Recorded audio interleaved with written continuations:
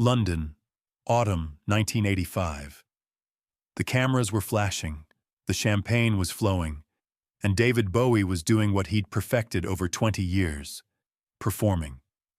Not on stage this time, but at a charity gala for children with disabilities.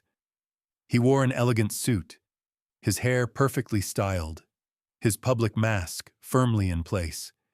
He'd shaken 100 hands, signed countless autographs, smiled for every photograph. This was the routine, the dance he knew by heart. But then a small hand reached out and grabbed his, and a voice asked him a question that would crack open everything he thought he knew about himself. A 12-year-old blind girl named Emma would do something no journalist, no critic, no psychiatrist had ever managed. She would make David Bowie confront the one person he'd been running from his entire life.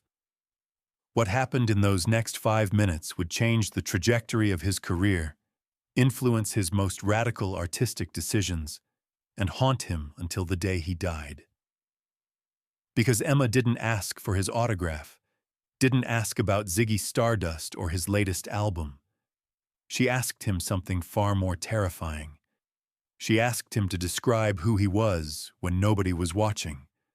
And Bowie, the man who'd spent decades hiding behind characters and costumes and theatrical personas, suddenly had no script to follow. Before we dive deeper into this story, if you're fascinated by the untold moments that shaped music history and the hidden struggles behind the legends, please subscribe to this channel. Because what you're about to hear goes far beyond the public image, far beyond the hit songs. This is about the moment David Bowie's greatest fear confronted him in the voice of a child who couldn't see the masks he wore. To understand why this encounter shattered Bowie so completely, you need to understand what he'd become by 1985. This wasn't the androgynous Ziggy Stardust of the early 70s, the skeletal cocaine ghost of 1976, or even the experimental Berlin artist of the late 70s. By 1985, David Bowie had transformed himself once again, this time into a polished, mainstream pop star. Let's Dance had sold over 10 million copies. He was MTV royalty, a global superstar who'd successfully shed his avant-garde past for commercial triumph.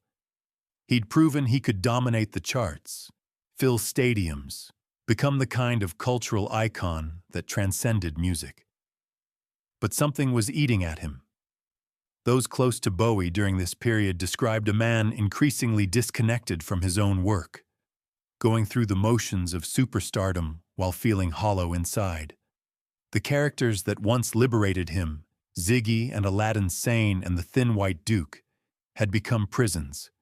He'd spent so long being other people that David Jones, the kid from Brixton who just wanted to make art, had disappeared entirely. Friends noticed he'd started avoiding mirrors unless absolutely necessary.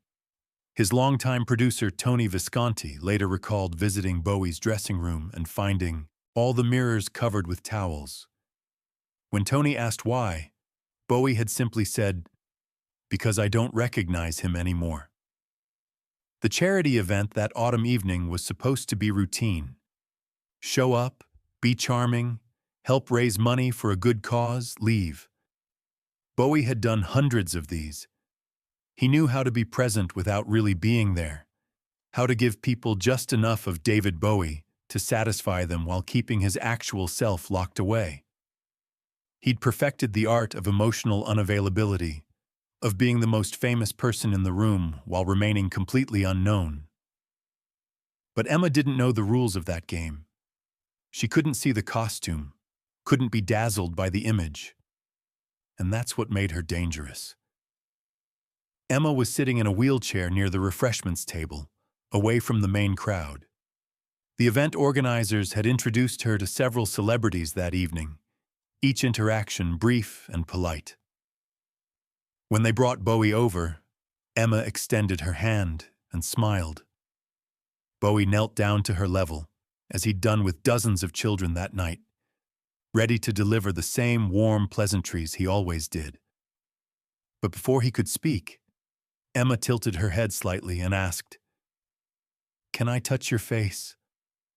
I want to know what you look like." Bowie hesitated. It was an unusual request, but not inappropriate given Emma's blindness. He leaned forward and let her small hands explore his features. Her fingers traced his cheekbones, his nose, his jawline. She spent a long moment on his eyes, then his mouth. The entire interaction couldn't have lasted more than 30 seconds, but to Bowie, it felt like an eternity. People were watching. Cameras were probably capturing this. He felt exposed in a way he hadn't since he was a teenager, before all the fame and characters and armor. Then Emma pulled her hands back and said something that stopped his heart. "Everyone knows you because of how you look," she said softly. "I can't see that. So can you tell me what you're really like? Not the outside. Who you are on the inside." The question hung in the air like smoke. Around them, the party continued, people laughing and drinking and networking. But in that small pocket of space, Bowie felt the ground shift beneath him. 20 years of carefully constructed personas, of theatrical reinvention, of visual shock and aesthetic transformation. His entire career had been built on appearance, on the power of image to transform identity. And here was a child who couldn't see any of it, asking him to describe something he wasn't sure existed anymore. But what happened next was something nobody expected. Least of all, Bowie himself. Bowie didn't give the polite, rehearsed answer he would have given a journalist. He didn't deflect with humor or charm. Instead, he sat down on the floor next to Emma's wheelchair, unmindful of his expensive suit or the photographers who'd started to notice this unusual scene. And he began to speak slowly at first, as if excavating words from somewhere deep and long buried. "I'm scared," he said. "Almost all the time. I'm scared that I'm not real, that I've pretended to be so many different people that the actual me disappeared. I'm scared that my son doesn't know who his real father is because I've been too many characters. I'm scared of mirrors because sometimes I look into them and I don't know which face is the real one." Emma listened without interrupting, her expression serious and focused. Around them, the noise of the party seemed to dim. Several people nearby had stopped talking, sensing something significant was happening, but not quite understanding what. Bowie continued, his voice barely above a whisper. "On the inside, I think I'm just a boy who loved music and wanted to be special. But I wanted it so badly that I kept creating these people to be. Ziggy, who was a rock star from space, the thin white duke who felt nothing, all these characters who were braver and more interesting than I was. And somewhere along the way, I lost track of which one was me, or if there was ever a me to begin with." He paused, and when he spoke again, there was something raw in his voice that even his closest friends rarely heard. "I'm tired, Emma. I'm so tired of being everyone except myself. But I don't know how to stop because I don't know who myself is anymore.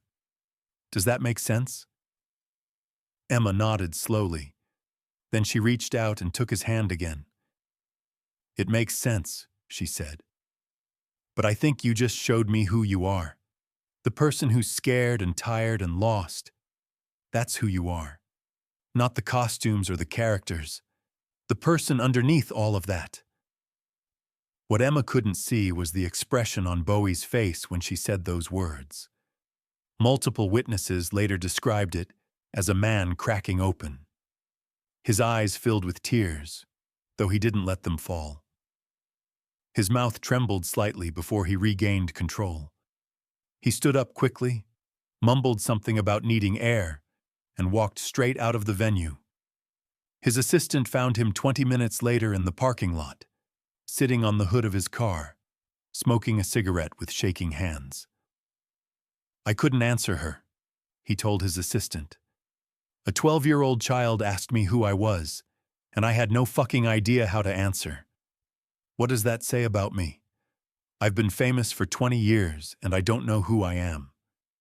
The event organizers were worried that something had gone wrong, that perhaps the encounter with Emma had been uncomfortable or inappropriate. But when they checked with her, Emma simply smiled and said, "He was nice. He told me the truth. Most adults don't do that." Bowie returned to the event 15 minutes later, his composure restored, his public face back in place. He finished the evening professionally, smiled for the remaining photos, thanked the organizers. But something fundamental had shifted. His assistant noticed he was quieter than usual on the drive home, staring out the window at the London streets. When they arrived at his house, he turned and said, "I need to stop. All of this. I need to figure out who I am before I completely disappear." But stopping wasn't as simple as Bowie hoped. He had commitments, contracts, a massive world tour planned for 1986. The Glass Spider Tour was already in pre-production, designed to be his most theatrical, elaborate show yet. Massive props, complex choreography, a narrative storyline woven through the concert. Everything Bowie had always excelled at: spectacle, performance, transformation. Except now, the thought of it made him feel sick. Over the next several months, people close to Bowie watched him unravel in slow motion. He became obsessed with the question Emma had asked him. He'd bring it up constantly in conversations, sometimes in the middle of completely unrelated discussions. "Who am I?" he'd ask his band members, his producers, his friends. "When you think of me, who do you see? David? Or just another character?" His girlfriend at the time later recalled him waking up in the middle of the night, sometimes multiple times, going to the bathroom and staring at his reflection for long stretches. "He was searching for something in that mirror," she said, like he expected to see someone else looking back. It was heartbreaking to watch. The Glass Spider Tour launched in May 1986 and was, by most accounts, a massive success. It sold out stadiums across Europe and North America, generated millions in revenue, received generally positive reviews. But those who knew Bowie well could see the strain. He was performing, yes, but there was a hollowness to it that hadn't been there before. He was going through the motions of being David Bowie, while the actual person inside was screaming to get out. Backstage after shows, he would sit alone in his dressing room, still in costume, and just stare at the wall. His drummer from that tour remembered. It was like watching a man realize he'd trapped himself in a prison he'd spent his whole life building, and he didn't know where the key was. The tour ended in November 1987, and Bowie effectively disappeared. He canceled planned press appearances, turned down lucrative endorsement deals, and retreated to his home in Switzerland. For months, he barely left the house. Friends who visited described a man in crisis, questioning everything about his career, his art, his identity. He filled notebooks with writings, trying to excavate who David Jones had been before he became David Bowie. He listened to music from his childhood, looked through old photographs from before the fame, tried to remember what he'd wanted before wanting became everything. His label was panicking. Bowie was one of their biggest stars, and he'd essentially gone silent. They needed new music, a new tour, new content. But Bowie wasn't interested in giving them another version of what he'd always done. Something was gestating inside him, something raw and uncomfortable and real. In 1988, He did something that shocked the music industry and baffled his fans. He formed Tin Machine, a hard rock band where he insisted on being just one member among equals, not the star. The music was aggressive, unpolished, deliberately anti-commercial. It was everything David Bowie the brand wasn't supposed to be. Critics hated it. Radio stations wouldn't play it. Fans who'd loved Let's Dance felt betrayed. But Bowie didn't care. For the first time in decades, he was making music without thinking about image or commercial appeal or which character he should inhabit. "I needed to strip away all the bullshit," he told one of the few journalists he agreed to speak with. "I needed to find out if there was anything real underneath all the performance. Tin Machine was me trying to remember what it felt like to just play music, because I loved it. Not because it was another role to perform." Years later, in a rare interview in 1995, Bowie reflected on that encounter with Emma in a way that revealed how deeply it had affected him. "That little girl asked me a question that nobody else had dared to ask, or maybe that I'd never allowed anyone close enough to ask. She asked me who I was, and I realized I had no answer. I'd been so many people for so long that I'd forgotten there was supposed to be someone underneath all of them." He described the years following that meeting as the most difficult, but necessary, of his life. "I had to essentially deconstruct myself, take apart all the personas, all the characters, all the carefully crafted images, and see what was left. It was terrifying because what if there was nothing left? What if David Bowie was just an empty shell, a collection of performances with no actual core?" But something did remain, he discovered. Beneath all the characters and costumes and transformations was David Jones, the kid from Brixton who'd fallen in love with music and art and the possibility of being extraordinary. "Emma helped me understand that the person I'd been running from my whole life, the ordinary boy I was so desperate not to be, he was actually the only real thing about me.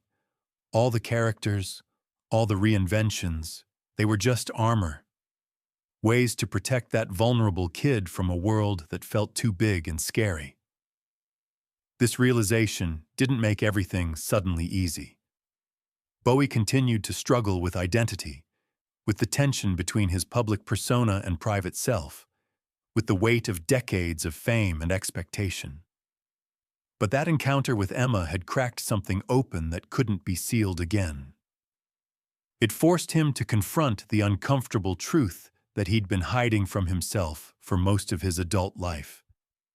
The influence of that 5-minute conversation rippled through the rest of Bowie's career in ways both obvious and subtle. The experimental period of the late 80s and early 90s, the willingness to risk commercial failure for artistic authenticity, the gradual softening of his public persona into something more genuine and less calculated, all of it traced back to Emma's question. By the time the internet age arrived, and fans could document every interview, every appearance, every moment, people started noticing a change in how Bowie talked about his past. He became more honest about his struggles with identity, more willing to admit to the emptiness that had characterized much of his earlier success. In a 1999 interview, he said something that stunned longtime followers. "For most of my career, I was terrified that if people saw the real me, they'd be disappointed. So I kept giving them characters, kept transforming, kept running. It took a blind child to make me see that the running was the problem, not the solution." Close friends noted that Bowie began spending more time on personal relationships, less time on the mechanics of fame. He became a more present father to his son Duncan, more attentive to his wife Iman, more engaged with life outside the bubble of celebrity. It was like he'd given himself permission to be ordinary in his private life, one friend observed.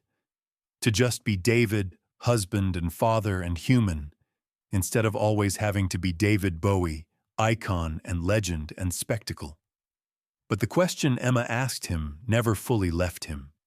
In his final years, when cancer was quietly destroying his body and he was working on what would become his final album, Black Star, Bowie returned to those themes of identity and authenticity with a depth and honesty that felt like a culmination of decades of searching.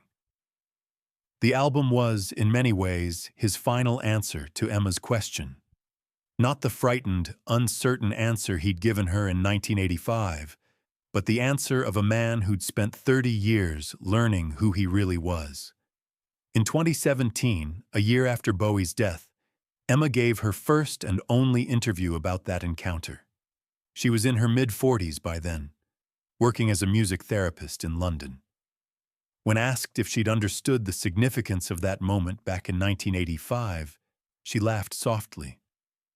"Not at all. I was 12. I just thought it was a strange question to ask. Why everyone cared so much about how he looked when you couldn't see his kindness through a photograph." But she remembered the conversation vividly, remembered how Bowie's voice had changed when he started talking honestly. He went from sounding like he was performing to sounding like he was confessing, like he'd been waiting for someone to ask him that question for years, but nobody had. Or maybe he'd been waiting for permission to answer honestly. Emma admitted she'd followed Bowie's career over the years, curious about the man who'd opened up to her so unexpectedly. "I noticed the change in his music after that. It became more raw, more personal. I always wondered if our conversation had something to do with it, but I didn't want to be presumptuous. I was just a kid who asked a question." When Bowie died in January 2016, Emma was devastated in a way that surprised her. "I realized I'd been carrying that conversation with me my whole life. It had shaped how I thought about identity, about authenticity, about the masks we all wear. He'd given me something profound that day, even if he didn't realize it. He'd shown me that even the most famous, most confident-seeming people can be lost and scared and searching, and there's something beautiful in that vulnerability." Looking back at that autumn evening in 1985, it's tempting to romanticize the encounter, to make it a fairy tale about a blind girl who could see what others couldn't. But the truth is messier and more human than that. Emma didn't possess some mystical insight. She just asked an honest question that nobody else had thought to ask, or had been too intimidated by Bowie's fame to ask. And Bowie didn't experience some instant transformation, didn't suddenly become a different person after their conversation. Change, real change, is slow and painful and incomplete. But that question, "Who are you on the inside?" became a lodestone for him, something he returned to again and again over the remaining 30 years of his life. It was the question that wouldn't let him rest, that kept pushing him towards something more authentic, even when authenticity was terrifying. In one of his last interviews before his death, Bowie was asked what advice he'd give to young artists just starting their careers. His answer was unexpected. "Don't lose yourself in the pursuit of being somebody. I spent decades being everyone except myself, and I nearly disappeared completely in the process. The most radical thing you can do in a world that wants to turn you into a brand is to remain stubbornly, messily human." Someone asked him where that wisdom came from, and he smiled. "From a 12-year-old girl who couldn't see me, which meant she could actually see me. She asked me who I was, and I couldn't answer. It took me the rest of my life to figure it out." David Bowie died on January 10, 2016, 2 days after releasing Black Star, his final gift to a world that had watched him transform and reinvent himself for half a century. But perhaps his real final gift was the lesson Emma's question had forced him to learn. that beneath all the characters and personas and performances, there has to be a real person, vulnerable and flawed and beautifully human. Emma attended a memorial concert for Bowie in London a few months after his death. When asked by another attendee how she'd known him, she simply said, "We had a conversation once. He told me the truth." And perhaps that was the greatest tribute she could offer. Acknowledging that in a life full of magnificent lies and theatrical reinventions, David Bowie had given her 5 minutes of complete honesty. The question remains with us, as it remained with Bowie. Who are we when nobody's watching? Who are we beneath the performances we give, the roles we play, the images we project? It's the most terrifying and liberating question we can ask ourselves, and sometimes it takes a child who can't see our carefully constructed facades to help us finally see ourselves. David Bowie spent 20 years running from that question. Then he spent 30 years trying to answer it. And in the end, perhaps that journey from flight to honesty, from performance to authenticity, from David Bowie back to David Jones, was his greatest transformation of all. If this story moved you, if it made you think about your own masks and performances and the person you are when nobody's watching, share it with someone who needs to hear it. Subscribe to this channel for more untold stories about the moments that changed music history. Because sometimes the most profound encounters happen in the spaces between the spotlight and the shadow, where legends remember they're human.